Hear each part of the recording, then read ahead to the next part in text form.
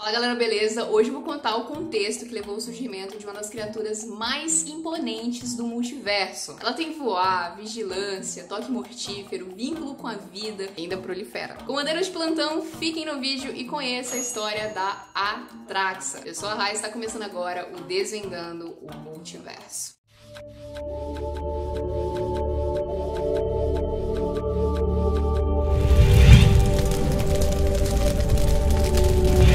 Seja muito bem-vindo e muito bem-vinda ao Desvendando o Multiverso aqui no Magic com a Gil. Esse vídeo que eu tô fazendo aqui agora é uma sugestão do Igor Oliveira. Valeu pela dica, Igor. Se você ainda não é inscrito, aproveita esse momento para se inscrever no canal, isso ajuda muito o canal a crescer. Se você quiser me seguir no Instagram, é só procurar @hit_high e curte nossa página do Magic com a Gil. Vamos à história da Atraxa. Atraxa é um anjo do plano Mirrodin, atualmente Nova Phyrexia. E Nova Phyrexia é um plano muito hostil que possui 5 sóis, emanando as 5 cores: azul, preto, vermelho, verde e branco. Lá você pode encontrar o Planeswalker Koth, a criação de carne, o Menarca, a Elfa Glissa, o Golem Bosch e o felino soldado Raksha, além dos 5 pretores que eu vou falar ainda. Atraxa era um anjo muito persistente que buscava proteger a resistência Mirran da invasão firexiana. A princípio, Mirrodin / Nova Phyrexia se chamava Argento. Esse plano foi criado pelo Planeswalker Carne. Ele é um plano bem diferenciado por ter Lago de Mercúrio, montanha de metal, pedra de metal, criatura de metal e comida de metal.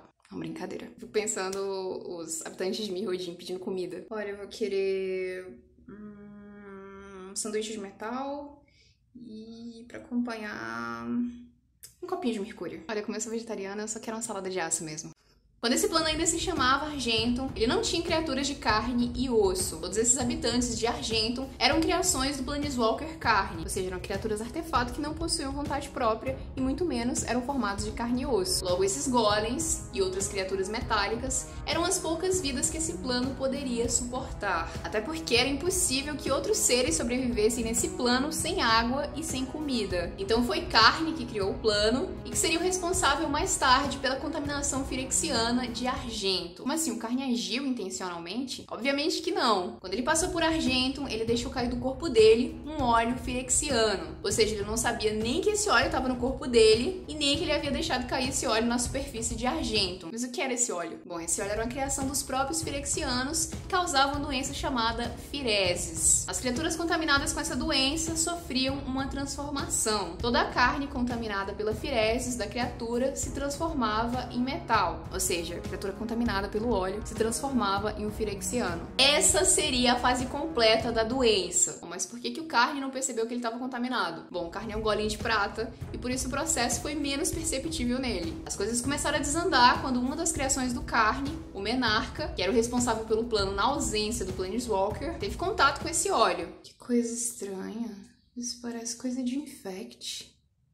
O contato com o óleo não matou ele, mas ele acabou mudando em outros aspectos, principalmente em relação aos seus objetivos. Para não ser que só seguia as ordens do Carne, ele começou a se tornar ambicioso, querendo que Argentum também abrigasse criaturas de carne e osso. Até aí tudo bem, o problema é que sem ter ética alguma, ele começou a sequestrar criaturas de outros planos para trazer para Argentum. É como se esses habitantes fossem abduzidos pelo Menarca. Além disso, ele renomeou o nome do plano para Mirrodin. E por que o plano começou a se chamar Mirrodin? Nesse período, o Menarca havia criado um exército Mir, daí Mirrodin vem de Mir. Essas criaturas que todo mundo tem no deck justamente porque tem Mi pra toda cor. Tem Mi que gera azul, Mi que gera preta, vermelha, branca, verde. Mas como é que essa galera dos outros planos iria sobreviver num plano que não tem nada? O Menarca já tinha pensado nisso. Ele terraformou o plano, ou seja, ele criou condições favoráveis à vida em Mirrodin. Com as condições necessárias à vida, com as criaturas sequestradas, muitas outras criaturas acabaram nascendo nesse plano. Na nova era Mirrodin, podíamos encontrar os Vulshok, que eram bárbaros, feiticeiros e goblins que viviam na cadeia de Óxida, os Silvok, que eram humanos e elfos que viviam no emaranhado, um lugar que se assemelhava muito a uma floresta, os Moriok, humanos que viviam junto com os Nin em Mephidros, os Neurok, humanos que viviam na margem do mar Quicksilver, perto dos Vedalken, que viviam em Lumengrit, e os Aurioks, que eram humanos que viviam nos campos Razor, junto com os Loxodontes e os Leoninos. O óleo responsável pelas mudanças Cisne Menarca estava corrompendo ainda mais Mirrodin, atingindo o solo e criando horrores firexianos. Esse crescimento firexiano no plano e a infiltração dele nas 5 cores incentivou o surgimento de facções. Essas facções tinham objetivos completamente diferentes e eram alinhadas a cada uma das 5 cores. Cada facção ganhou um representante, um pretor, que controlava toda a facção. Eram eles a Eleshinor, pretora do branco, o Ding Taxis, pretor do azul, a famosa Sheoldred, pretora do preto, o Urabrask, pretor do vermelho, e o Vorinclex, pretor do verde. Todos eles tinham ideias muito diferentes um do outro. Os anjos nesse plano eram bastante raros, mas havia uma luta entre o Anjo de Platina e o Demônio Saqueador. Provavelmente, se tivesse lançado uma carta da Atraxa antes dela se tornar o que ela é hoje, ela seria um anjo parecido com o Anjo de Platina. Isso porque o ambiente de Mirrodin acabou modificando as criaturas, fazendo com que elas criassem partes metálicas no corpo. A gente pode perceber essas características em várias criaturas do plano, como o Anjo de Platina, o próprio Kote, o Demônio Saqueador, por aí vai. Todas essas criaturas sofreram transformações no corpo. A única criatura que não sofreu transformações no corpo causadas pelo ambiente foi a Melira, que era uma humana imune à doença e que também conseguia curar as pessoas infectadas. Enquanto as facções lutam entre si, a resistência Mirran luta contra a invasão firexiana. Essa resistência é formada pelas criaturas que não foram infectadas ainda pelo óleo firexiano. Eles são o que restam dos Vulshox, Silvox, Moriox, Neurox e Auriox. Essa resistência não tem um representante, mas alguns Planeswalkers são favoráveis a essa ideia de expulsar os firexianos de Mirrodin, como os Planeswalkers Scott, Elspeth e Venser. Lembrando que esses dois últimos Planeswalkers não são do plano de Mirrodin. Daí a gente pode pensar em 3 motivos por que Mirrodin é tão parecido com essa ideia que a gente tem de extraterrestre. Primeiro, plano esquisito, todo coberto de metal. Segundo, criaturas de outros planos sendo abduzidas. Terceiro, criaturas muito estranhas habitando o plano. Na batalha final entre a resistência Mirran e os firexianos, havia um anjo no campo de batalha que estava tentando proteger sozinha um grupo da resistência Mirran. Esse anjo era a Atraxa. Ela era tão forte e perseverante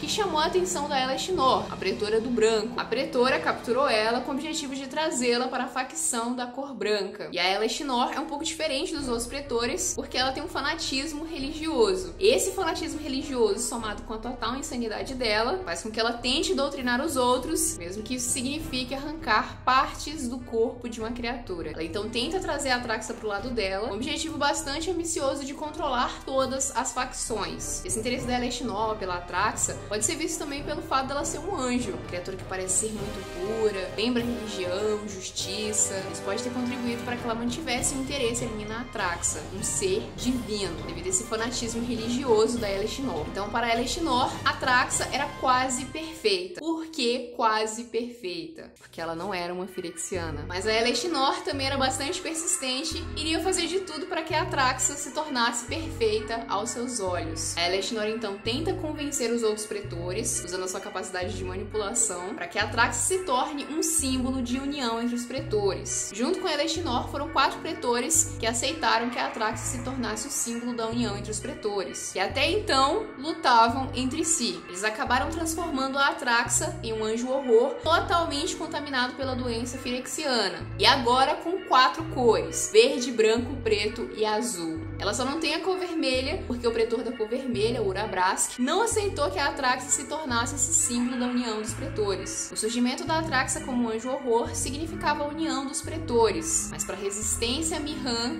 isso significava derrota. Porque se já estava difícil lutar contra os pretores que lutavam entre si, imagina agora com 4 pretores unidos. Era impossível vencer eles. Agora, Mirrodin se chama Nova Firexia e é controlada pela pretora branca Eleshinor, que possui o poderosíssimo anjo horror Atraxa. Então é isso, pessoal. O Desvendando no Multiverso fica por aqui. Se você gostou do vídeo, não esquece de se inscrever no canal, ativar o sininho de notificações. Se você quiser, me procure no Instagram, @hit_high, e curte a nossa página do Magic com a Gil. Valeu mais uma vez, Igor. Vejo vocês na próxima segunda com mais histórias aqui no Desvendando o Multiverso. Até mais.